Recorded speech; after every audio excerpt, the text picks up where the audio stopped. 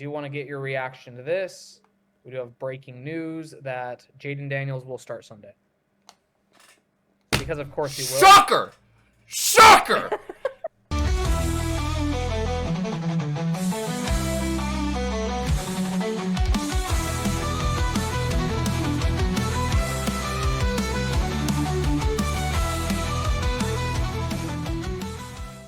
Ladies and gentlemen, welcome back to another time of possession, the podcast that has tried to start 50 times but been constantly interrupted. Ryan Jones, Jared Hickman, here today with you. Tyler Van Dyke. It is game day for him, so he is prepping for his football game that he is calling. So yeah, shout out to Tyler. At work, hard at work. I think he'll be back on Sunday or Monday, whenever our next recording is. Yeah. I would assume so. On today's podcast, we're going to be reacting to the wild card round. And my goodness, in years past, you have said not a lot of game threes. This postseason did not disappoint. Unless you're a fan of the Red Sox and the Guardians. And the in Padres. And the Padres. Yeah, but like, we're happy the Padres are gone. So, like, let's just... I didn't want to include them. Also, we'll be reacting to Rams and Niners. Hopefully, next time Tyler's back, we can get his take on it. Because, my goodness, what an upset. Just insane game last night. So, we're going to be talking Thursday Night Football, wild card round. And then, I know we already did our predictions, but now that we have, like, the divisionals, we can kind of give our predictions once again. Based on what we've seen, because, look, I'm gonna be real. I'm still picking Seattle over Detroit. Oh, but hell yeah! What I saw from Detroit was pretty encouraging. You know, they looked good again. Let's just say that. Make Detroit where would you like baseball. to start, my friend? Let's start with Tigers Guardians, the first game of the wild card series. All right, yeah, man. Floor is yours. All right. Well, before I will say, you did mention, the amount of wild cards we had. The last 3 years, 2 of 12 wild card series went to a game 3. This year, easily, we had more wild card series go to a game 3 than the last 3 years combined. Because we had 3. And if you thought Reds Dodgers was going to 3, leaving it at that. We'll get to Reds Dodgers soon, but it won't be very long to talk about. Tigers Guardians. This was one series I did expect to go to a game 3 just because of how low scoring it was going to be. And I picked the Guardians. I think you picked the Guardians. I did actually, yeah. Which, man, I should have just rolled with my current hometown. I should have just rolled with it, but. Yeah. I don't know, the way they've collapsed down the stretch, I was just like, yeah, they don't have any momentum going into the postseason. The Guardians have rolled off, like, however many straight of whatever, and they were the hotter team, and that script flipped very quickly, so. Yeah, Tariq Scuba will do that to you, but arguably, game 1, you could argue Cleveland should have won that game or at least tied it, but that Cleveland offense, man, outside of Jose Ramirez and Steven Kwan, dude, it's frustrating. I'm looking at it right now. Well, they only managed 4 hits in total the entire game. Yeah, and I get that, but dude, some of their at-bats, like Jhonkensy Noel or Big Christmas, as they call him, bro, he swung at like 3 balls. Because Scuba wasn't even trying to hit the zone with him because he just knew he'll swing at anything close. And he did swing at anything 100%. Close. And I'm like, dude, y'all need to, I don't know, follow the scouting report or whatever, or listen to the hitting coach, or the hitting coach just sucks. So it's one of the two. It's always been a problem for the Guardians, though, in years past, right? They just don't. They've always had a good bullpen and pitching and everything. They just never had the the firepower offensively. I mean, I thought Gavin Williams had a really good a really good day. Yeah, like 5 hits, 8 strikeouts, only 1 walk is really good. But you can't touch Scooball, man. I don't know if he'll win the Cy Young again or not, but he was It's easily it's between him and he's so Crochet. dominant. It's Yeah, between for them. sure. And honestly, like looking at the numbers, Crochet, I think Crochet will probably win it this year. But 14 strikeouts, only 3 hits, man. Um, I mean, it's elite stuff, man. I don't think there's a better pitcher in baseball. I saw him pitch live once this season. Now that I've moved out here to Michigan, and like my goodness, it's just the most disgusting stuff. Like we went with a group of people from Alex's school, Alex being my fiance to the audience, and her school classmates who aren't really big sports people. And I think I saw a game that the Tigers won like 3-1 or something like that, and they were just like, kind of like, oh man, this is boring, like when no one's hitting anything. I was like, you're witnessing the stuff of legend right now. It like Schoolball went like 7 innings or something, 10K. Like he was elite, just elite stuff, man. And I'm just like, you guys don't understand what you are watching. Truly an elite performance. Yeah, that's the problem with baseball. I feel like people's attention spans are not as like long in baseball because Which is like, if people aren't scoring back like left and right, yeah. it's boring to them. But like pitching Well, duels, which like is what we, mind blowing to me though. yeah, Which is mind blowing to me because baseball in person is way better than baseball on TV. And even then, since all the rule changes, baseball has been sped up a lot more. They cut 15, 20 to 30 minutes out of a game, and it's way more watchable on TV. I've watched more baseball this year than I have in however many years it's been, and I don't know, man. This postseason has lived up to the hype. This series especially, even though it was like a low scoring game one, it was kind of just like the Guardians. I mean, game two, it was like up until that eighth inning, like still it was like what a 1-1 ball game the whole yeah, time, and so I don't know. yeah. In game one, the first run the Tigers scored was due to Cleveland's defense, which hasn't been the best this season.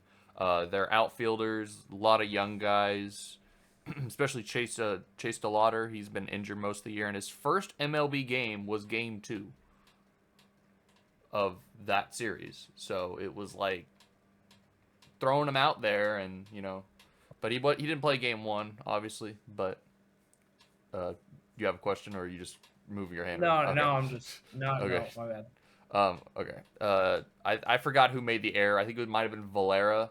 In game one, he bobbles it, allows the runner to get to second, and then next guy up, Torkelson, he just hits like a bloop single over the infield to score the run, and it's 1-0. And if they just field that cleanly, it's probably just first and second or first and third, 2 outs, and then Gavin Williams gets the next guy, and it's over. Nothing happened, but it's like those errors, man. They came back to bite him. And then of course in that ninth inning, the Guardians, Ramirez hits an infielder, Baez, nonchalantly throwing it into the dugout, and Ramirez gets the third. And this is where I was like, they probably aren't going to win this series because you had the tying run at third, nobody out, and I forgot who was up before Manzardo. But dude, he swung at literally everything the pitcher threw at him, trying to hit like a 5-run homer when all you had to do was just hit it deep enough to score him to tie the game. And he just swings at a ball in the dirt because, of course, that's like what I've watched most of these Cleveland hitters do.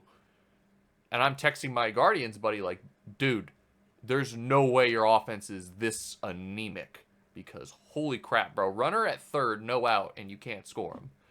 Manzardo next hits a grounder, and it goes right to Will Vest, and Ramirez is going on contact, so he's caught up, and they get him out quick before Manzardo even has the chance to get to second.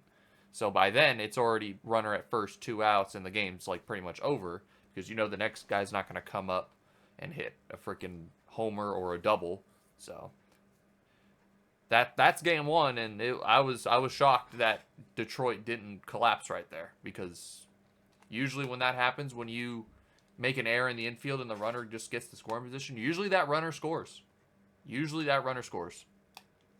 Yeah. But it didn't. Cleveland just situationally could not hit, especially in game 1. Game 2 was a different story. Led off with a homer in the first inning to make it 1-0. And then, Detroit tied it up later. And then it got down to the 8th inning. Detroit had first and third, nobody out, I think in the 7th. And then Cleveland got out of it. And then the 8th inning hit. Brian Rocchio broke the tie with a homer. And then that's when the wheels started coming off. On the 1 run Detroit scored, it would have been 2, but Chase DeLauder, who I mentioned, made a great throw to third to get the runner. And of course, this is like the second time in like a week where nobody's hustled to score at the plate, but the last out's made at like third base. So it was a great throw by DeLauder, who's not really a center fielder. He's a right fielder, but hey, man, you're making an impact. That pretty much saved the game right there. And then, the 8th inning, the Guardians explode. They win 6-1. And, after that win, I thought, maybe they win tomorrow, maybe.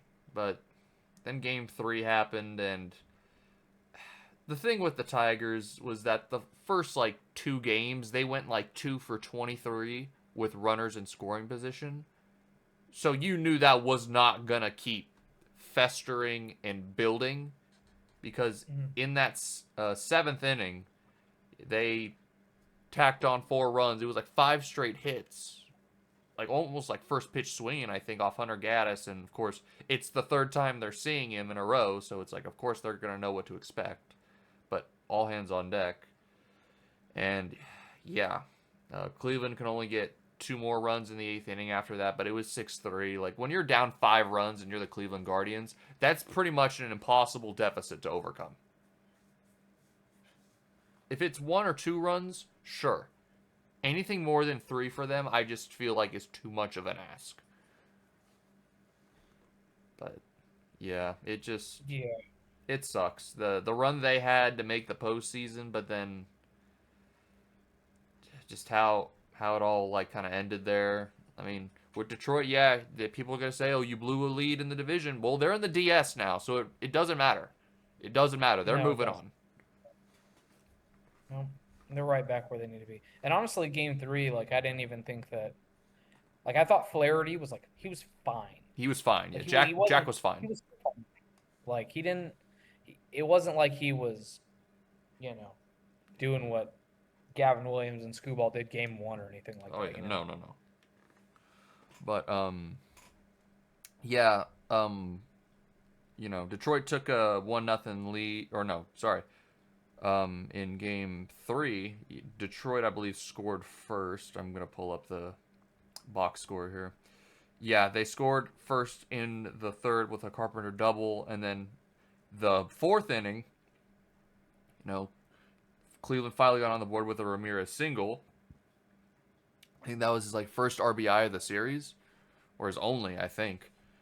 And dude, it was. I mean, they had runner at first, nobody out. I think Manzardo is in a 2-1 count, and Ramirez tries to steal second, and I get it, put pressure, but Dylan Dingler, dude, just pretty much he probably saved the game by throwing Ramirez out at second.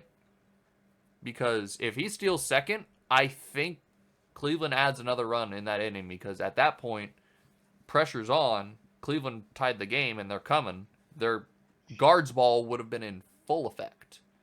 But no, Dingler throws him out, and then 2 innings later, hits a home run to give him the lead. So really, I think Ramirez getting caught stealing second, which sucks because Manzardo walked 2 pitches later. So it's if you just maybe waited 2 more pitches, he would have walked, and you would have been first and second, nobody out. But after he walked Manzardo, DeLauder grounded into a double play, and that ended the inning. So at that point, I kind of felt like momentum shifted back to Detroit's side, and eventually it did. The dam broke. Cleveland's bullpen couldn't keep him at bay for long, and that's what sucks. Cleveland has such a great pitching staff, as you mentioned, but if they had an offense like the Phillies or the Dodgers, they'd be the 1 seed every year probably. Yeah. They'd be World Series favorites. It's just so frustrating that Cleveland can't produce, aside from Jose Ramirez and Steven Kwan, consistent level hitters. But yeah, I mean, it was a good series overall. Congrats to Detroit. Guardians are part of me because that's my dad's team. But sucks they didn't make it. But hey, that was a cool run they went on. It was fun to watch and follow. Yep. And hell, we get to see Scooble pitch again. So, 100%. There's that. Yeah. So they play Seattle. Mm-hmm. How do you want to? Do you want to go to all the wild cards, or do you want to go like? Let's do all the wild card cards. winner, and then talk about like. Okay, I was gonna say, do you want to talk about like who they're playing next, kind of thing? Yeah. Actually, yeah. Let's do that. Let's do the DS. Let's talk about them against Seattle and kind of give our thoughts. And I mean, look, I know we're both taking Seattle to win. Mm-hmm. But Detroit, they're gonna have to win the Scooble start whenever that may be. I don't know if he's gonna pitch the first game 1 or whatever. No, he's not. He's gonna pitch game 2. So right now the projected pitchers. So right now the Seattle has George Kirby going game 1, and it's it's undecided for Detroit. My guess is they might have to go bullpen game, unless they want to throw out Charlie Morton, if he's still there. Yeah. So, So none of the Cubs, Yankees, or Tigers have not posted their starter. And yeah, you got George Kirby going. The only starter that's been announced is the Dodgers. Yeah. From the teams that were playing in the wild card, and that is Shohei. So. Let me see. Yeah, because their starters, aside from Scooble, are Mize, who pitched game 2 against the Guardians, and Flaherty pitched yesterday. So Mize, you're probably not going to see till game 3, and then Flaherty, you probably won't see till game 4 if there is a game 4. But yeah. Yeah, you're not. I'm looking at it right now. I don't know what you're looking at. Montero. You're looking at Gibson. Mm-hmm. Or if you go bullpen game, you go like Chris Paddock. I don't even know who you would start with, but either way, yeah. Probably a bullpen game for Detroit, I would imagine. I'm just going to say this right now. Game 1 for Seattle, must win. We're already throwing out the must wins because you know what you're up against in game 2. You know what you're up against in game 2 in Tariq Skubal. And if you don't win game 1, you are losing game 2. Like, you should just bake that in if you're Seattle. If you lose the Skubal start, unless you get the Cal Raleigh heroics or whatever, but hey man, I don't know, man. Also, the time off, I don't think really bodes well for teams. That's the problem, yeah. Because I guess it depends. It depends on if you're healthy or not, but I don't like the time off if you're Seattle. There are only 2 teams that have made the World Series with the bye. That's the Astros in 2022 and the Dodgers last year. You can say the Yankees at least made the CS in, I believe, 22. So, I mean, they kind of helped, but they also play the Central, who they're great against. So, yep. They played the Guardians that year, so it's kind of like, free trip to the CS. Because you're playing the Central. But yeah, I love that Seattle got the bye because we didn't know the status of Brian Wu, and then they can have him heal up and be ready. If they come out flat offensively, it's going to be an issue. It's going to be an issue. We're going to see that with the other teams as well. That I'm kind of worried about.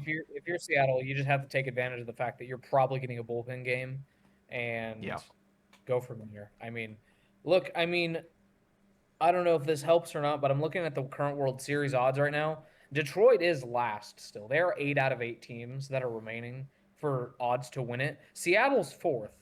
So, something. Yeah. Hold on real quick. I'm going to go. So they should win this series. We got like I it's was a gonna little. say you're looking like Batman right now. Yeah, it's a little overcast here. It's like we're actually in the 70s right now over here. So Crazy. it's not. Yeah, that's actually crazy. You guys have cooler weather than us right now. We're at like today's like 73, tomorrow's 77, and then it'll go back to like the It's mid. like 85. It's like 85 over here right now. Yeah, It's hot. it's gonna go back to like the mid 80s by next week. But yeah, Yeah. that's your weather update, everybody. Yeah. Yeah, Seattle got to take advantage of game one, it being a bullpen game. If they come out strong and win it convincingly, all right. Had me worried a little bit there.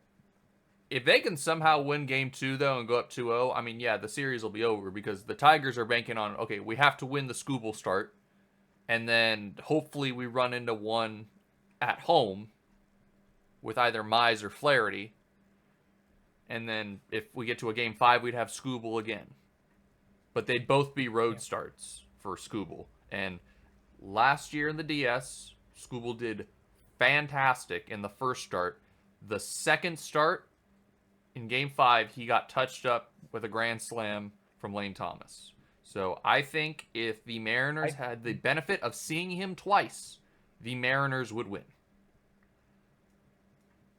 Maybe, but also like Seattle's not like a hitter-friendly park either. No, so that does it's benefit school. Yeah, like you're not. I don't know. It's I don't know. I do think of all of the like matchups right now, this one is very intriguing. It is. But I'd have to rank it like three out of four in terms of like excitement, interestingness. I don't know. Like interestingness is not a word. Sorry, Cubs and Brewers. You're not a. You're just. I'm sorry. Like, you're my Brewers. Milwaukee's winning game one, by the way. Like, we'll just get that out of the way right now. Freddie Peralta versus probably a bullpen game. Yeah, I think so. I mean, I don't know. Hey, do you want to stay in the AL? Or hold on, real quick. How many games do we have the Mariners winning? I'm gonna go 4. In 4, I think this might go the distance. I could see it going 5 games. Okay. I just think that there's a chance Seattle gets off to a slow start, and maybe loses that first game, just because of the rest and everything, and they have to kind of get more into rhythm offensively. So I think this could go 5 for sure. I don't remember what I said earlier when I had them playing Cleveland, but I think this could go 5 for sure. Yeah. I think you had them playing 5 against Cleveland as well, but okay. Yeah. A shout out to Seattle though, in their little scrimmage, they had Ichiro playing right field. Oh, that's sick. Yeah, just going out there making plays. I'm like, dude, this old man still got it. He probably could. Yeah. He probably hit 200 on the season. Yeah. All right. Yeah, let's stay in the AL. We'll go to Red Sox, Yankees, and.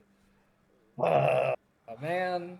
Bro. I hate the Yankees. I hate them too. Okay, first. Let's start off with this. Garrett Crochet owns the Yankees. I will. No buts. No nothing. Yankees fans, that man owns you.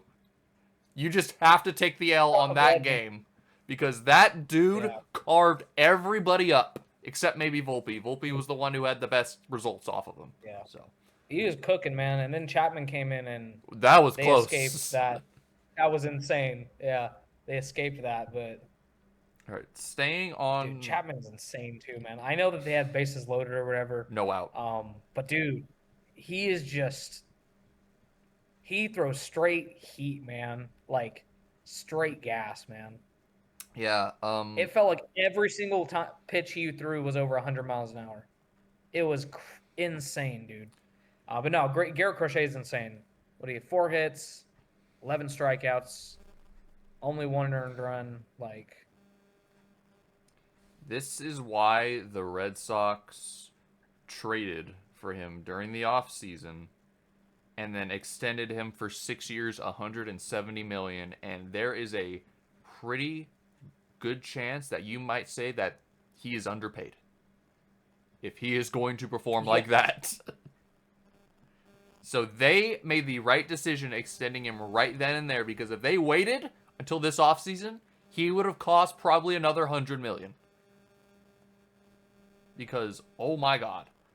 7 2/3, 4 hits, 1 earned run, that being the Volpe homer. 11 strikeouts. Before we keep going, obviously this, like, can we talk about the elephant in the room? Sure. Has Alex Bregman played his last game as a Red Sox? I wanted to get to that. That quote's pretty jarring, man. It was an honor to put this. He said it was an honor to put on this jersey when he was asked about like his contract and he's going to opt out, I guess, or whatever, or it's in the last year of his deal. I don't know. That's a jarring quote if you're a Red Sox fan. And if you lose Bregman, that's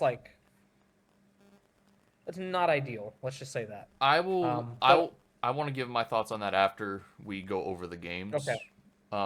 So game 1, that was the one the Red Sox won, and I'm just gonna say this, ladies and gentlemen, going into yesterday, no team who won game 1 lost the series, and it was true because the Cubs won, the Tigers won, and if the Red Sox won, it would have stayed true, but it didn't, and we'll get to why. So obviously, Max Fried was, for the Yankees, was okay. He's not had a great postseason arc as well. He's either been one start he's dominant, giving up no runs, or he is getting shelled. Feast or famine, as they said on the broadcast, and you could say he was dining tonight because he didn't give up any runs. He had giving up 4 hits, 3 walks. One of the walks should have been strike 3, but to Narvaez, but kind of gave one away, but that run didn't come across, so it doesn't matter. 6 strikeouts, 6 1/3, 102 pitches. I mean, people might want to say, why didn't you just leave him in like they left Crochet in? Well, that's Aaron Boone, and he's a vibes guy. So, as my buddy who's a Yankees fan tells me. Look, I mean, there's been a lot of criticism of Aaron Boone, and I think it's more of like an analytics thing. Yeah. With the Yankees, because like game 1, like, why is Jazz Chisholm not in the lineup? Why is Ben Rice not in the lineup? I don't care what the numbers say against this certain pitcher. Like, just put your best players in. You know what I mean? Like, there's just certain things, like, I understand analytics and I understand that. Baseball is also a lot of vibes. So let's keep Ben Rice in the lineup. Let's keep Chisholm in the lineup. Chisholm, despite like his ups and downs, he has to be in the lineup. He just has to be. I don't know. Yeah, well, you can give your take on that if you want. If you disagree with me, I just like the difference that those players made from game 1 not being in the lineup to game 2 and 3. Like, I don't know. It was jarring. I'll talk about Jazz once we get to games 2 and 3. Yeah, the Red Sox, the minute that bullpen of the Yankees came in, pounced. They pounced. Obviously, Rafaela walked, and then Nick Sogard with a hustle double because Grisham just wasn't it was either Grisham or Judge wasn't fielding it fast enough, and he just got to second, so it was second and third. I think nobody out, or it was 1 out. Then Yoshida comes up, and he actually had a good wild card series. For being hurt most of the year, he had a pretty solid wild card series. He drives in the 2 runs to take the lead, and then later, Bregman adds in an insurance run, which I feel like played a role in that bases loaded, no out situation against the Yankees. So it was 3-1. We obviously talked about Chapman loading the bases, 3 straight singles, Goldschmidt, Judge, and Belly all getting on. But in my opinion, they lost when Stanton struck out right there. They needed him to come through in that situation. And really, Stanton hadn't done this series. All he did was... I'll talk about what he did in Game 3 because he should have been out. Then after Stanton was Jazz and he flew out, obviously Goldschmidt didn't tag up and go, which I don't know why you're not pinch running for him at that point, but okay.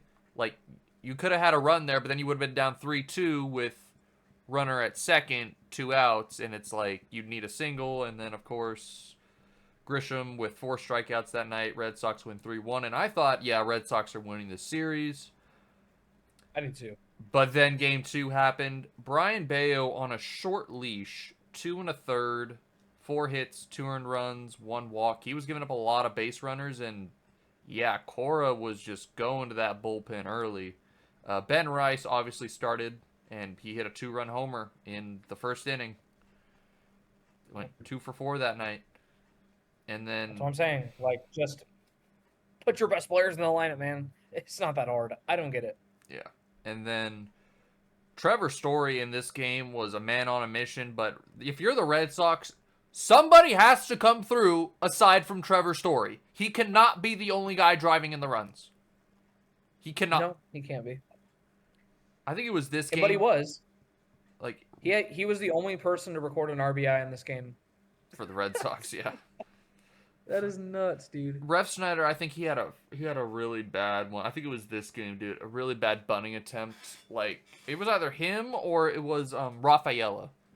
One of them was trying to bunt, but I think it was Fernando Cruz. He kept throwing splitters out, and he keeps trying to reach over and do, like, dude, if he's throwing outside, pull the bat back and just let it be a ball. If you walk, it's as good as a bunt, except without recording it out. I don't get it. I don't. So when it was bases loaded in the 7th, and Trevor Story, of course, tries to hit it to the deepest part of the park, I'm like, why are you hitting it there? Just hit a single like you did earlier, man.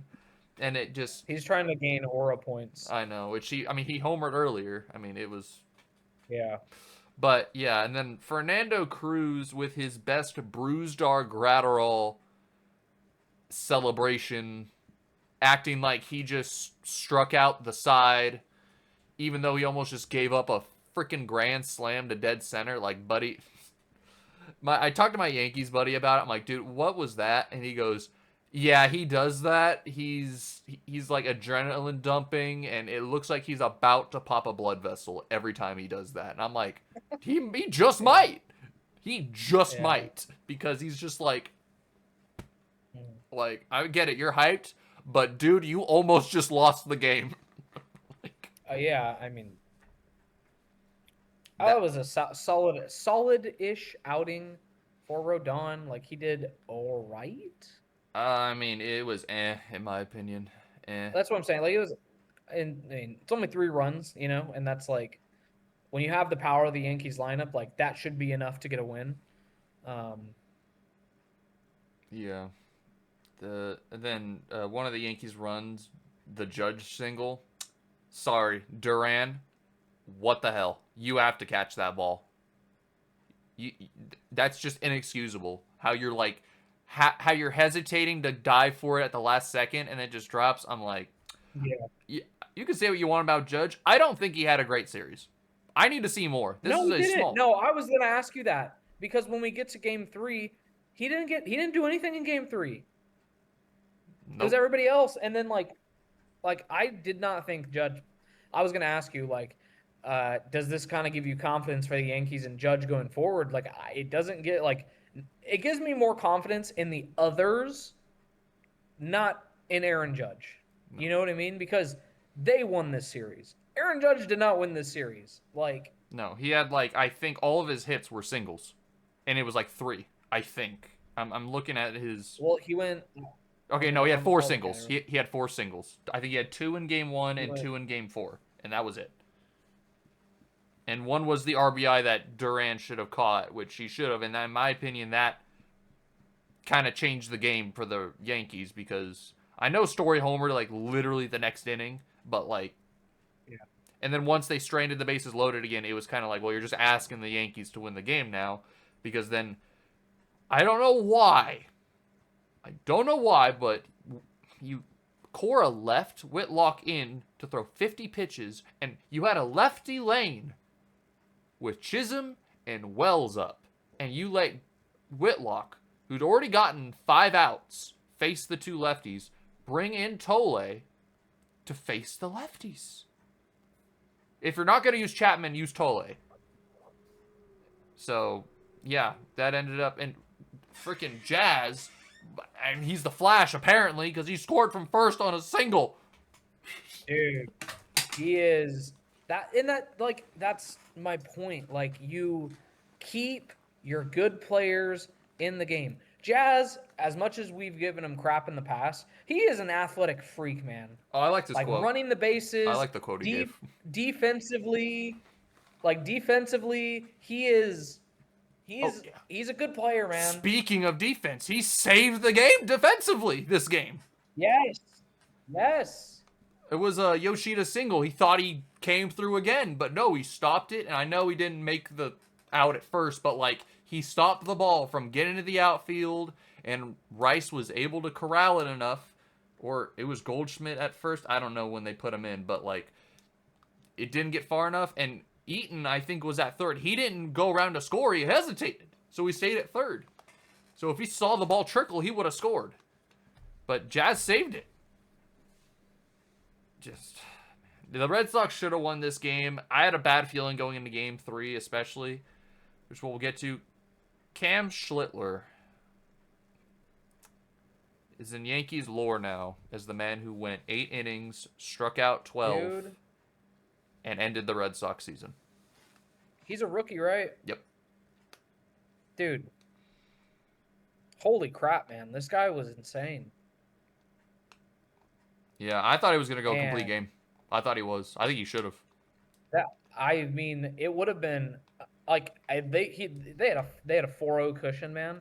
I would have let him go. Yeah. Just so you can get the complete game out of him. Like, insane, dude. Yeah. I think they were booing Bednar on the mound because they wanted to see Schlittler throw a complete game. I think. Yeah. But there was something I saw going into this game on MLB Network, on MLB Tonight, after Game 2. They showed the numbers of, I think, Story, Duran, and Bregman against pitches with high velocity. It was not good. They were barely batting 100. So it was like, I'm like looking at Schlittler, who I know throws heat. I'm like, okay, this is either going to be really bad. Yeah, throw right by him. Yes, I mean, I don't. Yeah, I'm like, the one thing I took away from this was the Red Sox can't hit velocity. That was the one thing I took away from this. And I know the Red Sox. You can't win. Yeah. I get the Red Sox. They don't have Roman Anthony. They don't have Marcelo Meyer. Christian Campbell got sent down. You're here. You should be able to come through and hit major league pitching, especially when the guy's a rookie. But you just let him walk all over you. And then I'm not gonna blame the 4 runs on Connolly early. His defense let him down. Bellinger, who hits a bloop double, because of course he does. I ain't never seen him hit a bloop double on the Dodgers, so I guess he was just saving that for the Yankees, I guess. I'm a little bitter about it. And then, you know, Stanton, okay, he hit a double when, of course, he thinks he hit a homer. This is what I have a problem with the Yankees. They think they hit homers, and it's like, yeah, and dude should have been thrown out at second. I don't know how that he got to second in time. I was like, he should be out right now. He should be out. But no. But that run didn't come in to score, so I'm okay with that. But still, that's the problem I have with the Yankees is they think they're all that. They go, yeah, I hit a homer, and then it's off the wall. Oh, I'm at first. And it's like, it's because dumbass. their park is like, it's because they play in a little league park. And so they think every time they make contact, it's going out. Like. Mm-hmm. But, yeah. I'm just. The Red Sox defense let early down. And it was only 4 runs. So they had time to at least score in a couple innings. They just couldn't do anything. The minute that I think they got somebody on first, it was like a double play. Or something like that. Or it was just strikeout. And then, you know, force out. I was like, dude. So, yeah. Yankees beat the Red Sox, unfortunately. Is what it is. Yankees, you gotta show me more, buddy. Because, yeah, this was a short series and all. You're going up against another team that tormented you all season. I don't want to hear, oh, but the Blue Jays limped into the playoffs. We caught them at the end. They still won the division and kicked your ass this season. I know the Red Sox did too. But now it's a 5-gamer, and you're going on the road. You're not going to have 3 games at home. So. Toronto's got Gosman going. Yeah. Yeah. Yankees. New York starter has not been announced. My guess it will be Luis Hill. That's my guess. Because he's the only one who didn't pitch this series. All right.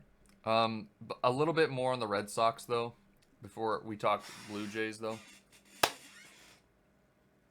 At the trade deadline, at the buzzer, there was a trade that was going through, that was nearly finalized, but then rescinded. Like, they called it off. The Red Sox were acquiring Joe Ryan from the Twins, but then the deal just didn't go through. I don't know. I don't remember the reasons why. I don't know if it was just the players involved in the trade or physicals or whatnot. If the Red Sox had Joe Ryan, because they didn't have Giolito because of an elbow issue, depending on how he pitched, you could say the Red Sox probably could have won that game or series in 2. Especially if Ryan pitched better than Bayo did. But, and then, this is the part where I'm going to go on a rant here. Jarren Duran. Did he do anything this series? Did he do anything? Because, buddy... 0 for 4 in Game 3. Did he have, like, 1 hit? I think he had, like, 1 hit. 1 for 3. And then 0 for 4 in Game 1. 2. He went 1 for 9? And then 0 for 4, yeah. No, 1 for 11. 1 for 11. Like 1 for 11 or 12, yeah. It does not shock me why the Red Sox wanted to trade you. Because when the moment got too big, you couldn't show up.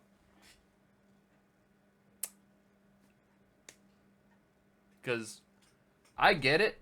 Y'all are kind of shorthanded with players, but y'all were good enough when some of these other guys filled in. And Jarren, you're one of the main guys on there, and you're not doing your job. You're not catching balls. Big 3, buddy.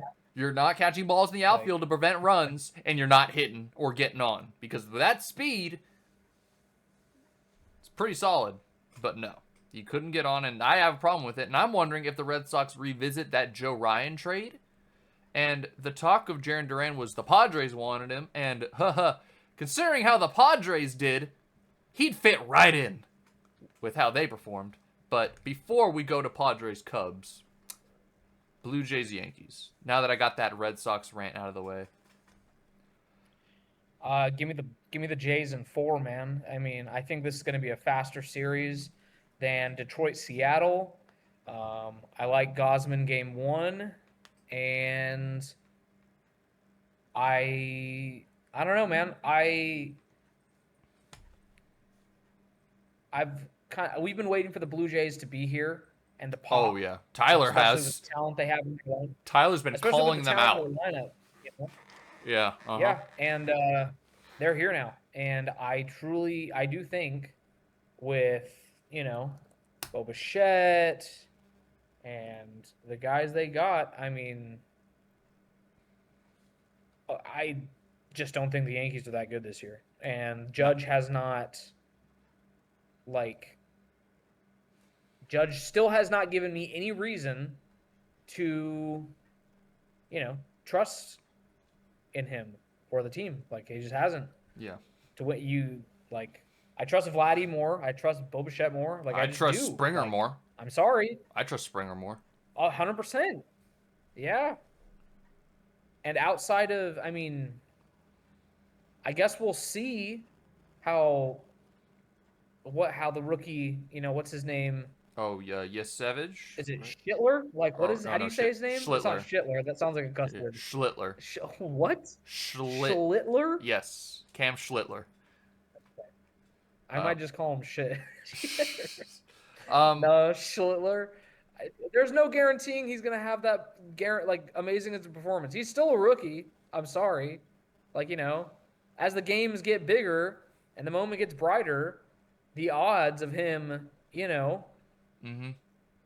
performing are just lower. Yeah, especially when you face more potent offenses. Yeah, with the Blue Jays roster, you're gonna have, like we said, Kevin Gausman game 1. My guess is Chris Bassett game 2. If not, you can throw out Shane Bieber, who they have, and game 4 starter. If you want, you could throw out Jose Barrios, unless he's hurt still, or throw out the young guy that they also have, Yesevich. Like, honestly, I think it's Blue Jays in 4 as well. The Blue Jays have been dying to get to the DS because the last 2 wildcard series they had, they got swept. The Mariners came in their house and stomped on them. And then the Twins absolutely cooked them like 2 years ago. So now, and it's like, we can win our first playoff series since 2016 against the Yankees. And I think it'd be that much better for them because of that opponent. Yeah. Like, Yankees want to say, oh, you're lucky you won the division. And it's like, prove it wrong. Beat them convincingly. Or just win the series. And you move on to the CS where you haven't been in like almost 10 years. Yeah. But yeah, I'm picking Blue Jays in 4 as well. You know what? Okay, one more thing on the Bregman thing. Yes, yeah. I want to get your reaction to. I'm looking at the odds for who his next team are. Okay. And the Red Sox are 4th on this list. Who are the top 3? So they are thinking the Cubs are number 1. Wow, they don't believe in Matt Shaw, huh? They don't believe in Matt Shaw. I mean, he didn't come through with all that series. I'm not gonna lie. Matt Shaw looked like hot ass. I'm just saying it's an upgrade for sure. And imagine him in that lineup, dude. Whew, that'd be fun.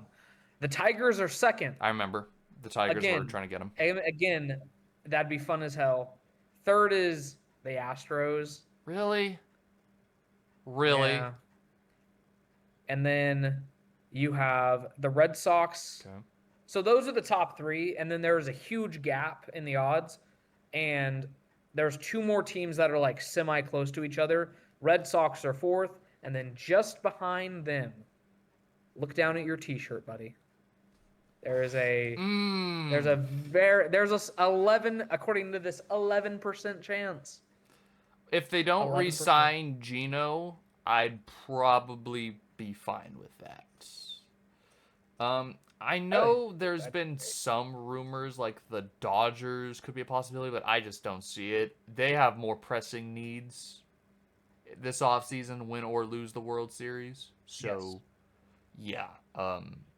Dude, overhaul the bullpen yeah. Stuff. Like, you got to. So get guys whose arms aren't falling apart. Also, one more thing. The Yankees are favored in this series, by the way. Oh my god! Just so you know. That annoys me. According to the World Series odds, the Yankees are tied for 2nd with the Phillies. Of course, the Dodgers are number 1 out of every single team, and I know you're going to be happy once we talk about it. They looked the best out of every team in the wild card round, and Toronto is sitting at 5th. So, as per World Series odds, so no excuses, Yankees. No excuses. You're favored. You have the best player in this series as well. So get it done, I guess. But I will be rooting against you. I mean, if you gave me Phillies, Yankees right now, I'm taking the Phillies. 100%. 100%. They have the better overall offense. If you give me Brewers, Yankees, I'm taking the Brewers. A little bit of revenge from the first series of the season after the Yankees kind of stomped them. Be a little nice. Be nice. Anyway. Yeah.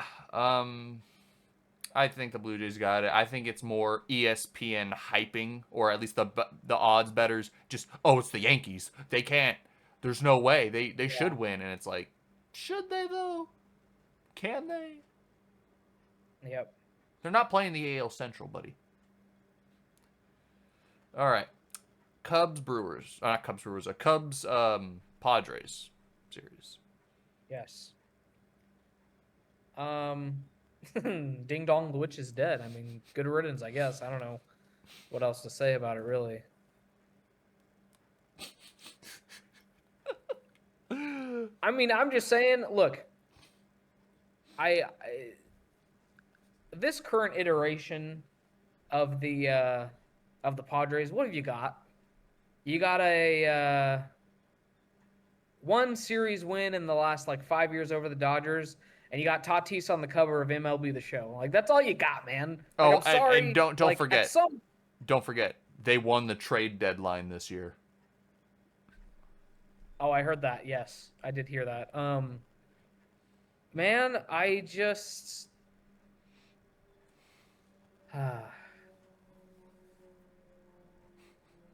you know, as much as we talk about Aaron Judge, like, should we start talking about Fernando Tatis?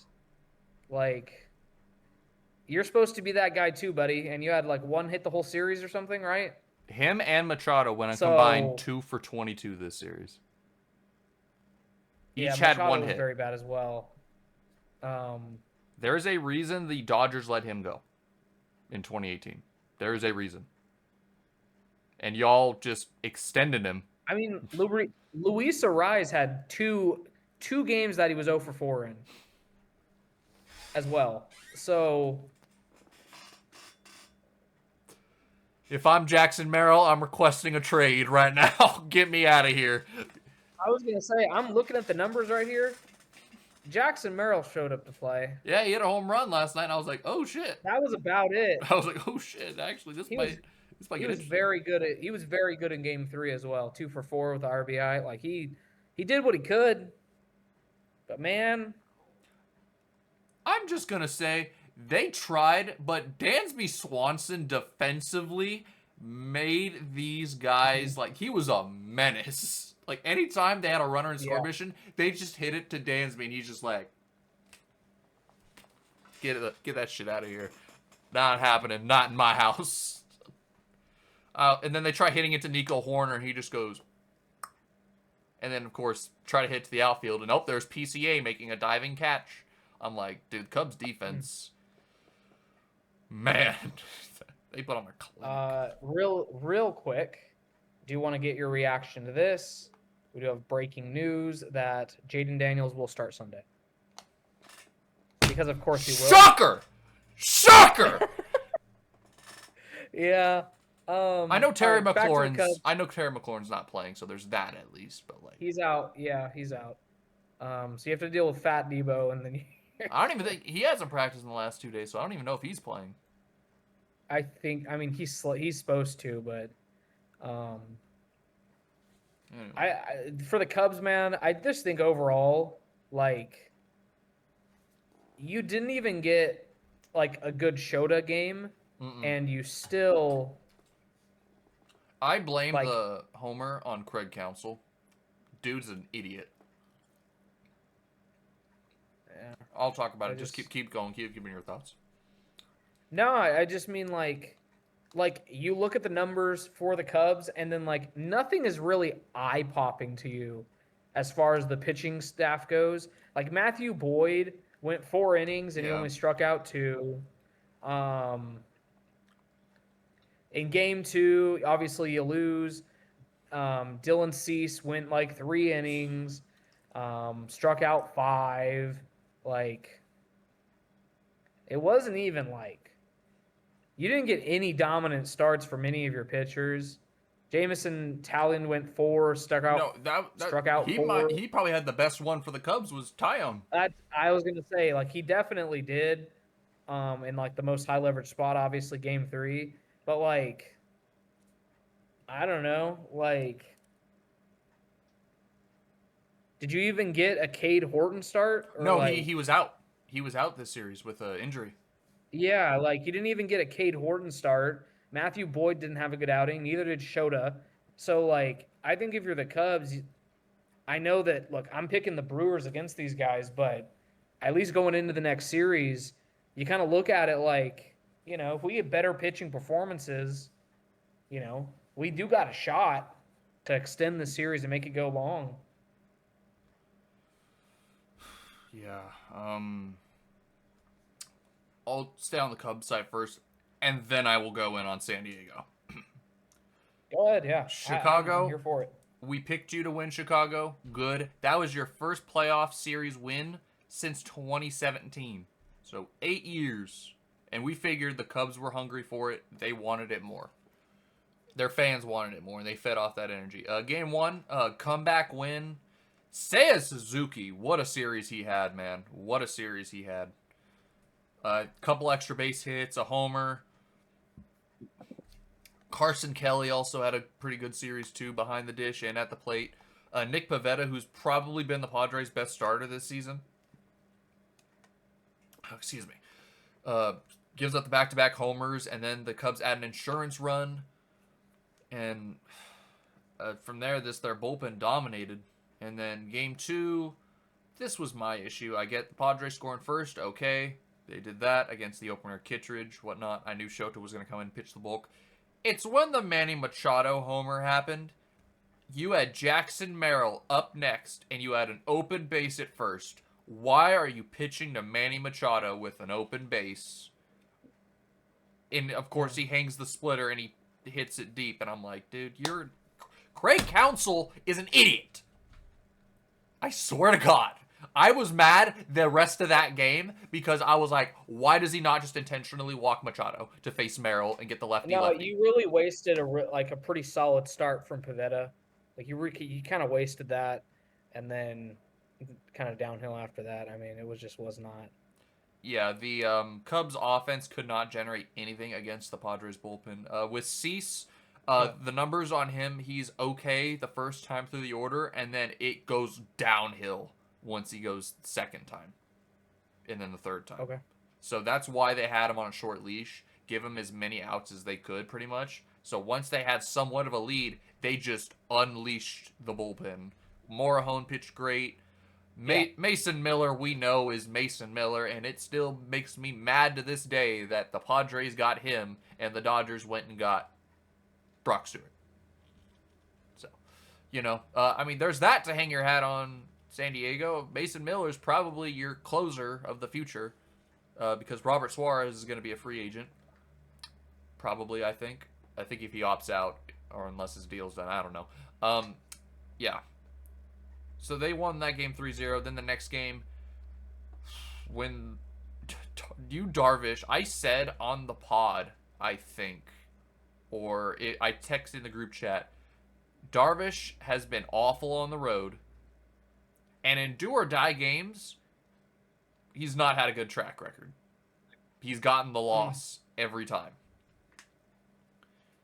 So, when they loaded the bases, I knew this is where it's going to fall apart. He gave up the hit. P. Crow Armstrong finally came through with an RBI single because he's been swinging and missing every time. And what I found was a weakness of the Cubs. They really like swinging at the high fastball above the zone. They really did. A lot, like Happ, Swanson, PCA, they were all swinging up. And I'm like, at some point, you got to know they're going up there, and you just got to lay off, man. I know it looks good to the hitter, but, man, if they're pounding that, you got to learn to lay off. But, they got that run. Yeah. And then after that run scored, they pulled Darvish, and I went... Actually, I'll get to that part after I cover Game 3 here. I believe it was Peralta that comes in, or, yeah. No, Estrada. Estrada comes in, and he walks Swanson to make it 2-0, and then Shaw comes up and has a hot-ass at-bat. Buddy, come on. You're a highly touted rookie. At least put up somewhat of a good at-bat instead of swinging at everything, especially 5 feet off the zone.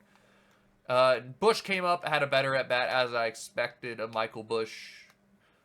Just sucks. Like that ball he hit hard, but Rise picked it and they got the double play. And I was a little worried because I was like, only 2 runs when you had bases loaded, no outs, and that's all you could get. I thought the Padres were gonna slowly kind of they get 1 run later and then get a couple more, but no, the Cubs bullpen locked in.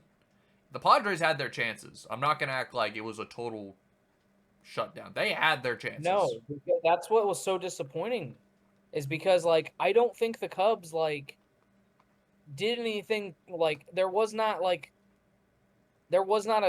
game where I go and I'm like, oh yeah, the Cubs definitely dominated that game start to finish.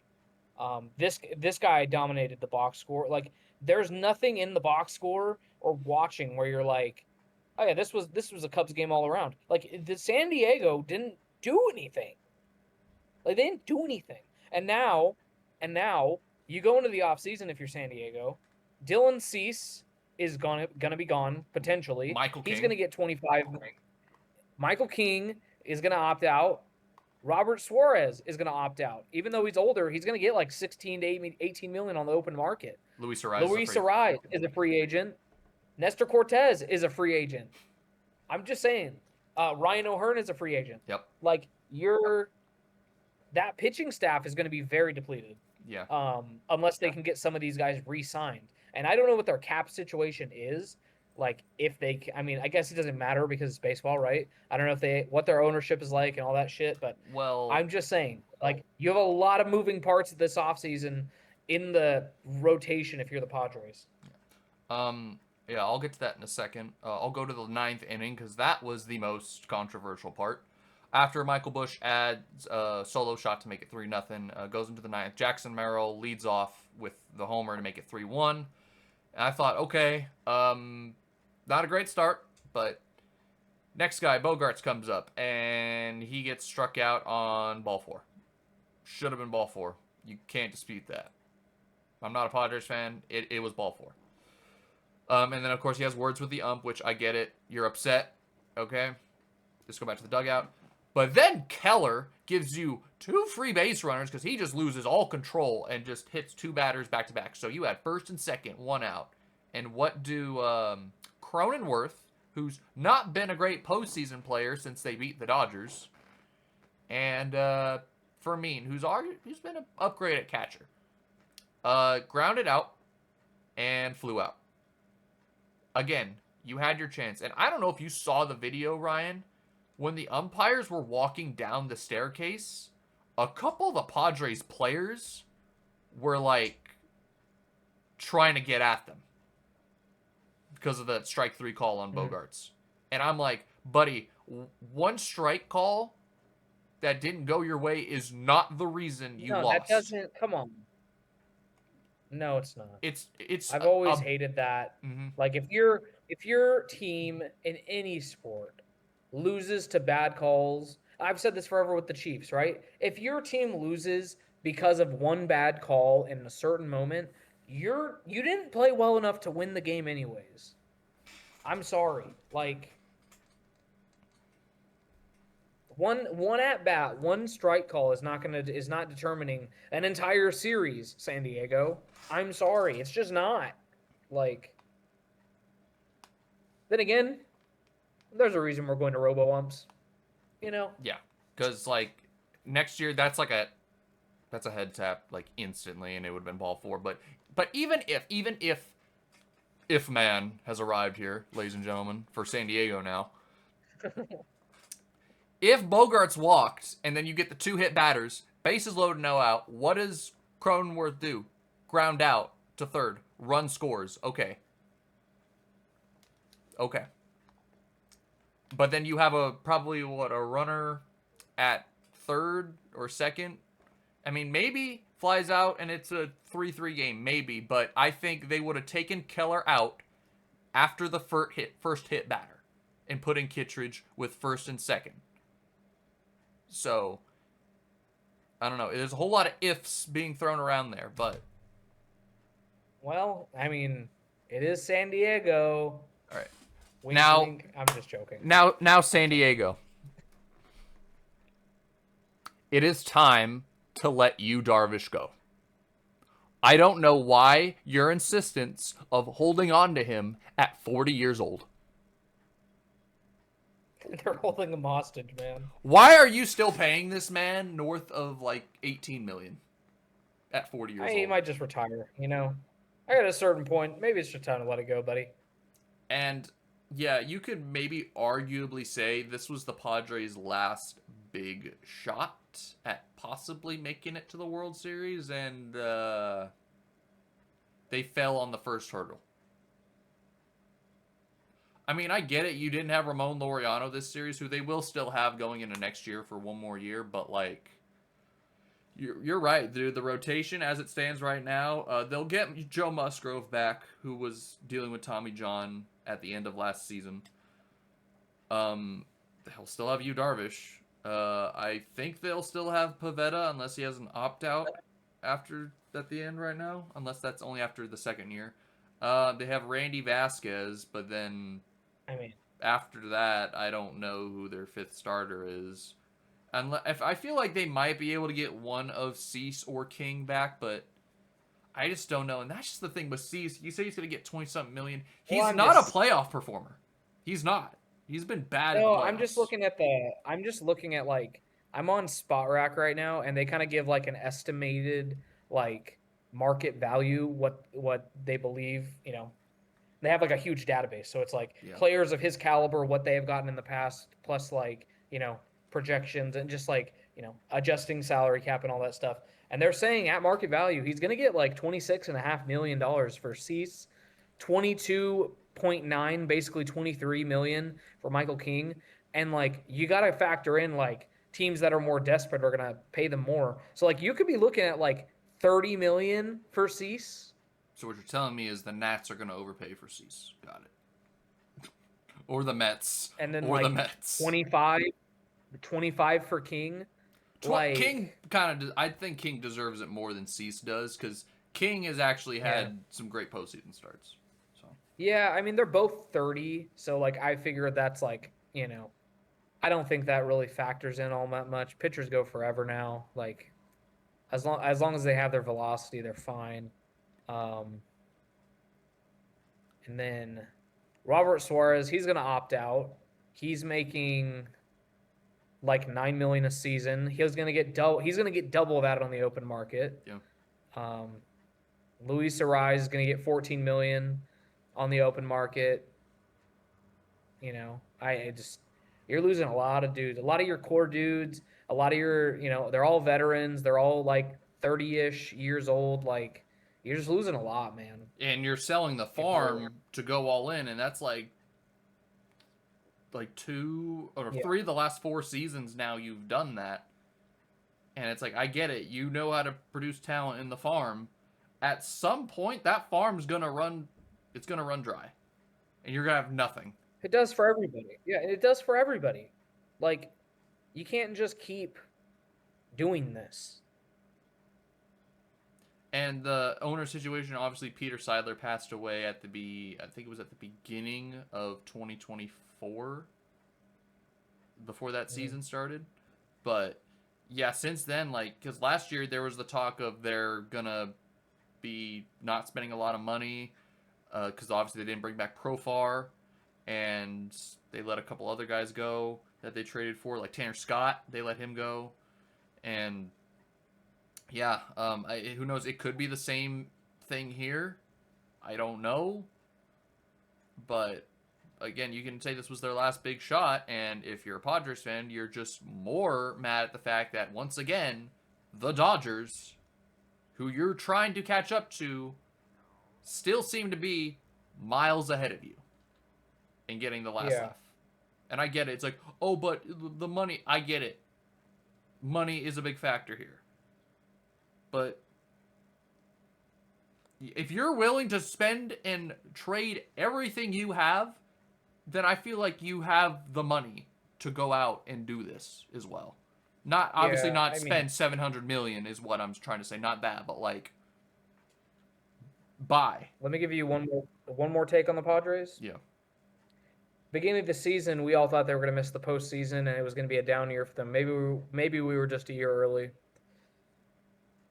You know, that's a good possibility. Put that out there. I think we were a year early on both the Padres and the Giants, perhaps. Potentially, yeah. We thought the Giants were going to make it this year, and they just missed out. Maybe they make it next year. We'll see. We'll see.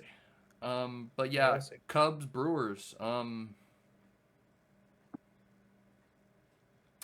Man, fun ride, Cubs, but I think I don't think the Brewers are gonna sweep them. I think that Chicago can get a game. I think Chicago gets one game, but I think it's gonna go 4 though. Like I just Milwaukee's freaking good, man, and for the amount of heartbreak Milwaukee's had, they've had more playoff success than the Cubs have had in like the last almost 10 years. Yeah. I mean, you're losing game 1. Peralta's going, like, you're just losing game 1. I'm sorry. Yeah, it's like, going to be a bullpen game. Unless Cade Horton magically comes back. Unless Cade Well, if it's a Cade Horton game, then it gets interesting. But I don't think it will be. Yeah. I don't think it will be. Because you won't have Boyd till game 2, so. And yeah, I'm going to pick. Go to game 3. I'm going to pick the Brewers in 4, but I wouldn't be surprised if it went 5. I wouldn't be surprised. Yep.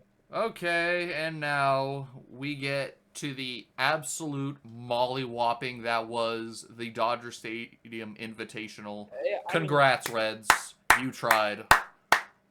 Cincinnati fans, you needed something after losing Joe Burrow, and yes, your Reds made the playoffs. But if you expected anything different, I'm sorry to break it to you.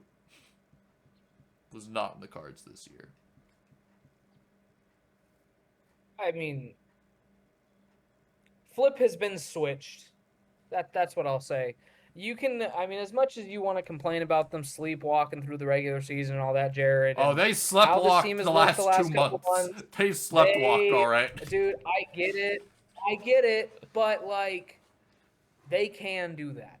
And they are allowed to do that. And the switch has been flipped. They are back. And they are the favorites right now, according to the odds. They should be the favorites. And as someone who picked Philadelphia, I am very nervous. So, yeah. Here's the part where I'm going to say you shouldn't be nervous. Because the 8th inning in both games against the Reds. Now, I wasn't worried we were going to lose the lead. I was concerned about why are you not getting the outs that you should be getting with this kind of lead. Because the fact that y'all are messing around and letting the Reds just get free base on balls, free bases, free runs to make it seem closer, I'm like, Vesia, Henriquez, Sheehan, what the hell? I was just annoyed that they were this inconsistent. And the amount of times I've seen Vesia come in and then Henriquez follow him, it's not looked good. If I want to see Henriquez, I need a clean inning. Nobody on base, because I just don't think he does well under all that pressure of having a man on base. It's frustrating.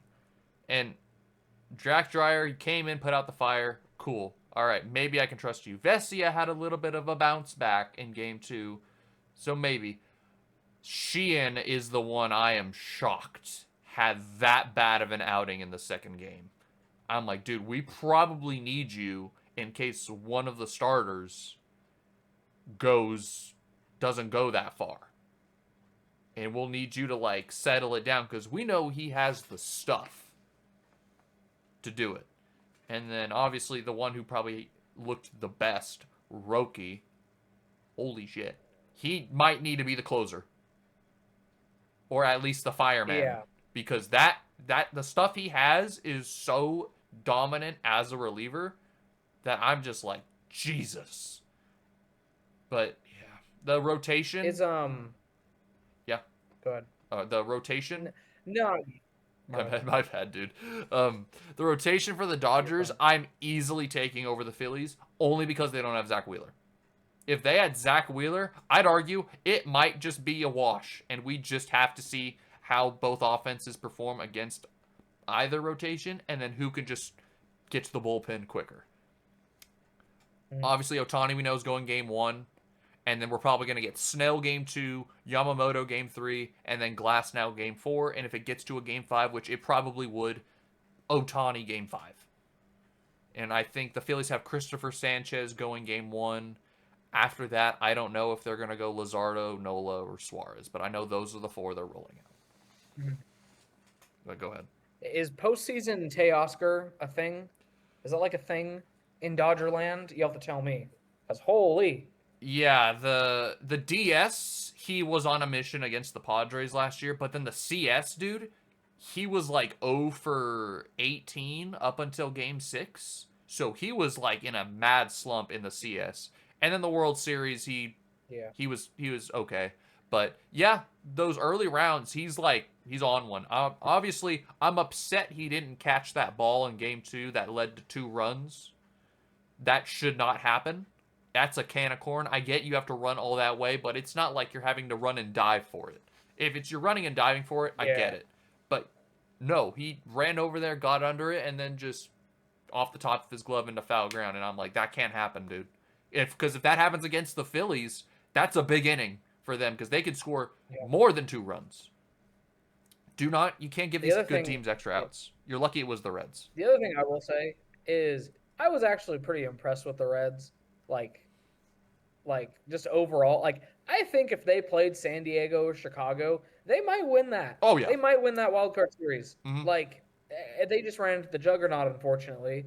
So yeah, I mean, I just wanted to say, good first step, Cincinnati. And yeah, I mean, I will say one who didn't really have a great series. It was Ellie. Unfortunately, I don't even think he didn't have a hit. He didn't have a hit. I mean, he walked. He walked twice, I think, but it was just like, it's just Yamamoto and Snell, bro. They're just gonna carve up lineups, dude. No, yeah. I mean, he had 2 RBIs. I mean, that's something. But it's just like, dude, like, at some point, I keep like, it's only gonna be what? What's next season? Year 3? I think so. For him, I need at some point, man. I need it to all come together with him. Otherwise, yeah, no. Matt McClain had a solid 2 games. I'll say that Matt McClain did. The Reds' defense, though, I think the moment was a little bit too big for them because they made a couple of errors that led to quite a few more runs than it should have. I think game 2, Sal Stewart, rookie at first, he overthrew Nick Martinez as he was running to cover first, and eventually that led to I think 3 more runs scoring instead of that being I think the second out. So it's just rookie mistakes. I mean, he had a good game 2 batting. Oh yeah. He had 3 RBIs. Gavin Lux bats 500 in the series. Shout out, you know. Yeah. Just not a lot to write home about if you're the Reds. I mean, just congrats, you made it. Here's your participation award, and now we get the series we've been wanting forever. Yeah, for the past 4 years, the Dodgers and Phillies have danced around and missed each other. One has either made the CS, and then the other has lost in what-the-hell fashion in the DS. Take 2022, for example. They beat the Braves, upset them, and then we got upset by the Padres. Then that next year, they upset the Braves again, and we get swept by the D-backs. And then last year, we beat the Padres, they get upset by the Mets. There's no avoiding it now. Because I feel like if we both started on the opposite, the baseball god said, "No, we're having this series, and you're gonna have 5 games because if we put you in opposite brackets again, you're gonna miss each other again." Yeah, for sure. It does suck. It's not in the CS; it's in the DS. But I think it's gonna be some really good baseball, and we will see who comes out on top. As always, I mean, I'm picking Philadelphia. I don't feel as confident as I did beforehand. Now, seeing that the Dodgers have officially flipped the switch, and I do expect the Dodgers to win game 1. I will say that. They're hot right now. I don't like the rest factor if you're Philadelphia, but I do think they have the offensive firepower to keep up with the firepower that the Dodgers have. So it's going to be a competitive series. I think it's going to go 5. Yeah. I'm going to take Philadelphia just because of my heart, and I can't have you guys winning another World Series. I just can't have it right now. I can't, like, as much as I hate San Diego, like, you guys aren't my favorite either. I'm just saying, like, I get it. I don't hate you as much as San Diego, but you're not my favorite. Yeah. Philly in 5, we'll see. Yeah. I'll say this about the rest factor. When the Phillies made the CS 2022 and 23, they were a wild card. Last year they had a bye. Yeah. Mets worked them. That, and plus we played in the wild card this year, so we actually played, and all we're gonna have is like 2 days off compared to their like 6 or 5 or 6. So we'll see. Yep. And if we go into the bank, and I mean, I'm expecting to win 1 in the bank. Do what the Lakers did a couple years ago. Win 1 on the road, win all your home games. Yeah. If we go in there and get 1 from the bank, I'm going to be pretty confident we can win the rest at home. But God, if we get 2 in the bank, series is over. I agree. I just think this Dodgers, with this rotation now, dude, like, aside from Yamamoto, who's pitched all year, Snell, Glasnow, Ohtani, like, yeah, they aren't at an innings limit. The only worry is, obviously, you worry about the Dodgers bullpen a little bit, and then you worry that, I guess you wouldn't really worry about it in this series, but as the postseason goes on, if you are relying on these starters to continuously go 7+ innings every single game, like, it's just a lot on the arms and everything. So just like, like that would be my only worry about the Dodgers. Offensively, they're going to be fine. They're going to be great. We're not worried about that at all. And if you look at teams like potentially they'll have to face, other than Philadelphia, like the only other team I see that has like the firepower to keep up with them would be Seattle. Like, and even then, like, it's really just like one dude, like 1 or 2 guys there that are doing everything.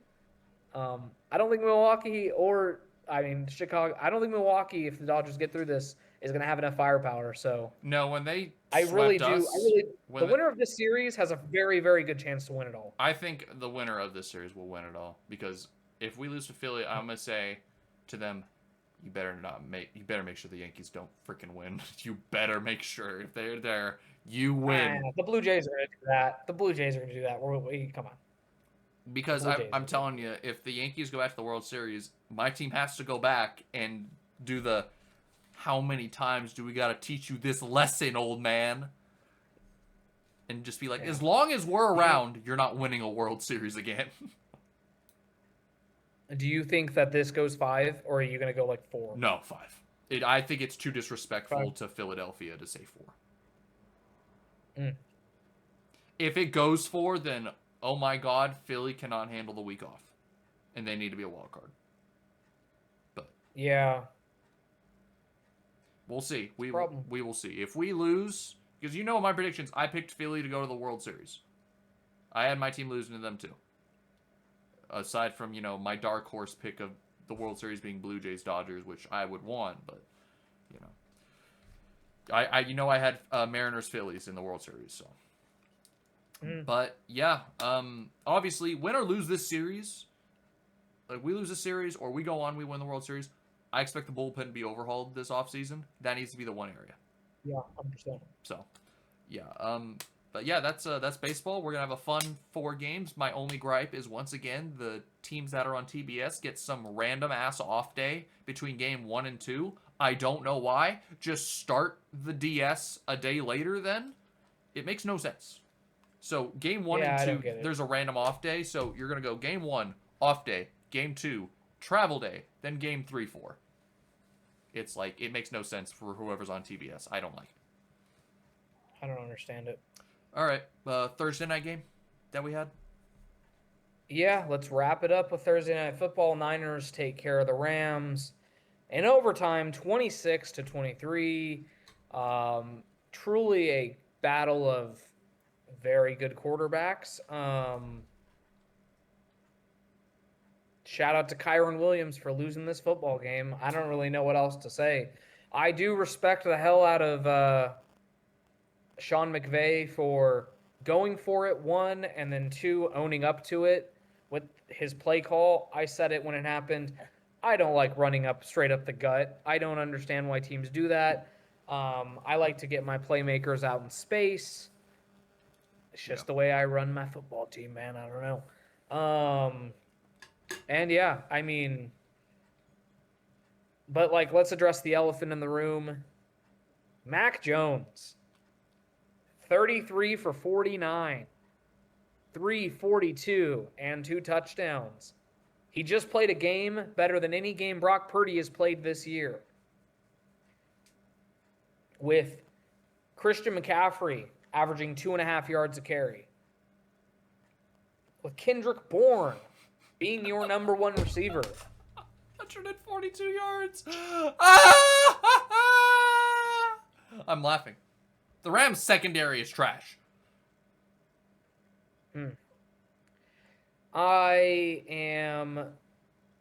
This was a Sean McVay a Kyle Shanahan masterclass. Christian McCaffrey had 82 receiving yards as well. So, like, even though he wasn't getting it down on the ground, he was just an all-purpose, had over, 100 and almost 140 yards all-purpose. Man, I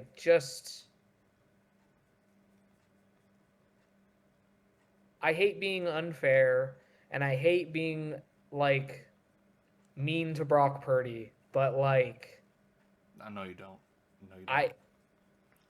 I do, though. I really do. This was the quarterback. Mac Jones was the quarterback that Kyle Shanahan originally wanted to draft. So, I'm just saying,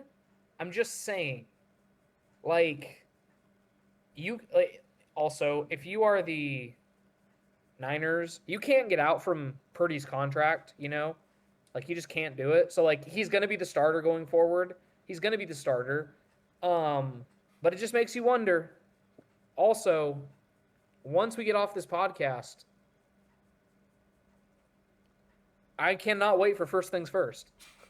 Kevin Wilds is going to have a field day with this. This is going to be incredible. Is it time it's gonna be great. To admit that the Niners wasted 250-something, whatever it was, million on Brock Purdy when they could have just had Mac Jones instead? I don't know. I'm not completely ready to go there yet. But, man, this was a super gutsy performance. People don't remember this. Mac Jones is playing hurt, too, right now. Oh, is he? Like, and he got beat up during this game. Like, there is a reason Brock Purdy started last week when he probably should not have been. It's because Mac Jones was kind of hurt. Let me look up the exact injury.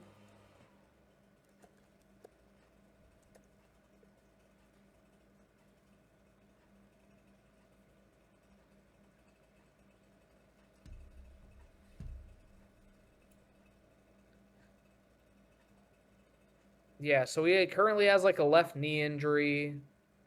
It's always lower body injuries for the frickin' Niners, man. They got to overhaul their weight and training staff. And I'm not calling anybody to lose their job, but man, like, it's every year with these guys. Yeah. So, I don't know, man. I know Tyler is probably pissed. What is going on with special teams units in the NFL this year? You can argue. What is going on? You can argue that's why the Rams have 2 losses, is their special teams. Because if they can, if Cardi doesn't get that blocked, they win on a field goal in regulation. Just saying. Also, the kick to start overtime with Hardy, giving them the ball at the 40. like, did he not make the landing zone, or it's did like he in kick it his out of head at this bounds? point. No, he didn't make the landing zone. He hit it like 10 yards after where the players were lined up. It was terrible. Oh, is that why you And the texted, Niners get what the was ball. that? Get this guy out of here? Is that what you Yeah. Okay. Yeah, because like I was like, dude, it was just insane. You could tell it's in Hardy's head, man. He's getting kicks blocked left and right, and people are getting mad at him when it's offensive line and special teams problem. Like, it's not his fault. He just does his job. He walks up and kicks a football. He can't help that there's people standing in front of it. What do you want him to do? Like, yeah. There's one thing I wanted to tell about this. It is time to retire Whose House? Rams House. Oh. It is time to retire that, or I need the same energy when you say, oh no, not you, obviously Ryan, when everyone outside of this pod, outside of you, me, and Tyler, says Chargers have no fans. I want that same energy with the Rams, because we get overrun by the Raiders, but not as bad as that. All I saw was red. All I saw was red, dude. Last night, it was a home game for San Francisco for sure. And if you remember too, Colts safety Cam Bynum said this. They play fake crowd noise. The Rams have a good fan base, but they moved around so much, so it's not like true fans. It's more like a celebrity show in there. And honestly, it's like the Lakers essentially. Yeah, I mean, honestly, you could say that about the Rams because they were originally in LA, but they lost fans when they went to St. Louis. And then now it's all of a sudden they come back and they expect, like, this is what also kind of frustrates me with the Rams is they immediately got accepted as the main, like, LA team, like, on the tier with the Dodgers, the Lakers, and the Kings. And I get it. They won a Super Bowl. I get it. My team hasn't. But my team never left Southern California. I get it. We left San Diego and whatnot. A lot of history there. But we were still in California. We were still in the general region of Southern California, and we just get put on the tier with the Angels, the Clippers, and the Ducks. It's like, and I'm not gonna lie, dude, when I went to a Rams-Bills game, I couldn't tell, like, from afar if it was a Bills jersey or a Rams jersey, because the blue just all blended in together. So it was like, I'm sorry, the Whose House? Rams House? Because Whose House is apparently an open house. It's an open house, ladies and gentlemen. Everyone's welcome in. I think I saw a tweet, too, that said they stopped playing. I mean, I get that, and they travel, like, really, really well. But, like, the whole thing, dude, with, like, I think I saw a tweet that said they had to stop playing the Whose House thing before, like, every position switch. And when I was at that Rams-Bills game, they played it, like, every change of possession, and I was annoyed. I was so annoyed, dude. I'm like, I can't sit here and listen to someone shouting Whose House through the speakers all game. Yeah. It feels like I wish Tyler was here, because I feel like he would agree with me, but it's like, because I just feel like hearing... Pod, I mean, we'll want to talk about it. Yeah, well, I'll have him, but like, I don't know, dude, that pumping in fake crowd noise thing, I'm starting to believe Cam Bynum. Yeah. Kind of it, man. Shout out Mac Jones, Brock Purdy.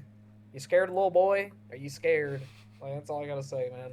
Yeah. Sam, one of my Niner friends, kind of messaged me and was like, he just kind of sent me like a Instagram thing. It was just Mac Jones's like stat line or whatever, and I just replied and I said Sam Darnold arc. Let's remember, before he went to the Vikings, let's remember Sam Darnold was a backup to Brock Purdy in San Francisco. It might have been Kyle Shanahan. I mean, dude, it might have been Kyle Shanahan, and then Kevin O'Connell took that and ran with it. Dude, Mac Jones is going to get a job somewhere, or he's going to get an opportunity again to be a starting quarterback. And look, he may be one of those guys that is just very dependent on his situation. Because like his rookie year, he was really good. And then Bill Belichick was like, hey, a defensive coordinator is going to call your plays. And we wonder why he flamed out as a quarterback. Like, I think Mac Jones is going to be okay. You know, I think in Kevin O'Connell's system, in the Niners system, he could be very, very good. The problem is with that, there's only two of those guys, and it's just I don't know. I'm looking at like potential landing spots like going forward for him. Like I don't know where that would be. Like the Dolphins aren't getting out of Tua's contract. So and I was looking like other guys like potentially like the Raiders, you know, if they're looking for a quarterback next year. Geno hasn't been good this year. Didn't they extend Geno?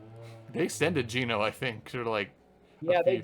they did, but like it's not like a crazy high deal where you could not justify moving on from him. If Atlanta doesn't work out with Penix, you know, That'd be the crazy. Jets are always going to be in the market for a quarterback. Um, Justin Fields does not look good this year, you know? Like there's going to be opportunities, but it's just really a matter of the coaching he gets and the scheme he goes to.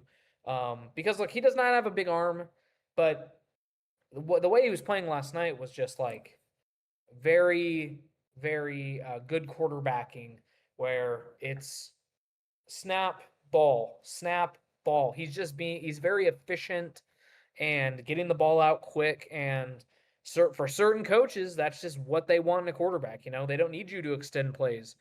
Like that's kind of been Brock Purdy's downfall. Essentially, is the fact that he kind of wants to extend plays, and Shanahan does not want him to.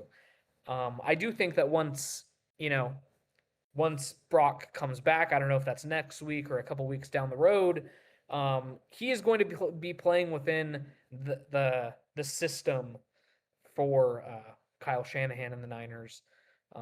And also, shout out Robert Salaman. He got this defense. They look better fundamentally. They don't have the talent they've had in years past. Punching out the ball and Kyron, you know, was just a really good win for San Francisco, man. Even though it was a home game essentially, you know. Yeah, you know, I said what I said, but I'm like, okay, but we're probably gonna have the Niners at home next year as well, because last time when we played the Niners, we went there. So I'm like, we'll see. And if there's pockets of blue, we might need to have a conversation. We might need to start a dialogue. Whose house? Still trying to figure that out. Anyway, guys, yeah, that was our wild card. Whose house? Whose house? Everybody else's. Like, freaking NFL clubhouse is more like it. Yeah. Anyway. Alright, guys, that was our wild card reactions, our division series predictions, our official division series predictions, and our reaction to Thursday night. God, I really hope my Chargers can win this Sunday. That'd be very, very good, because if... Can you imagine if the Broncos upset the Eagles? I'm just saying, next pod might be a masterclass. Well, if we can beat if the Broncos can do this. If we beat the Commanders, but let's be real here. They're going to get blown out. They freaking suck. I hate my team. NFL's back, baby. It could be worse. You could be the Ravens. Anyways, guys, let's wrap up today's podcast. Shout out the Ravens. It's pretty bad. Yeah. Anything else? I mean, that's it. No, that's we it. Still suck at outros. I'm just saying. Yeah, we always suck we out. do. All right. Bye, people. Have a good weekend. Goodbye.